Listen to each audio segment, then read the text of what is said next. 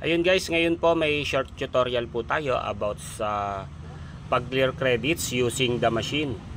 So ito po, for example, si client po meron siyang failed or failed transaction or basta yung hindi po pumasok sa kanyang account. So ano po ba yung dapat natin gawin? Ang gawin natin, kunin natin yung number ni client. Ito yung isa pang way para sa pag-clear credits, no? And then after po nun, pag nakuha na po natin yung number ni client, pwede na natin siya i-refund. And then ganito po yung gagawin natin. So katulad nito, may credits ako 6320. Nag-unsuccessful siya or incomplete or failed. Ganun po yung nangyari. So ano po bang gagawin natin? Ang gagawin natin, pindutin natin si clear credits.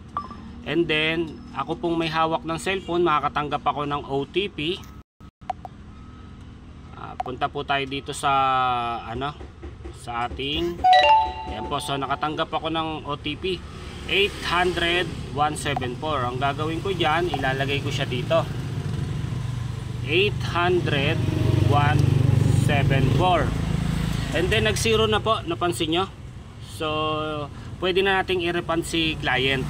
So wala na po tayong dapat alalahanin na baka nalugi po tayo or what. So hindi na po siya makakapag-transact. Lagi nyo pong tatandaan na kapag meron po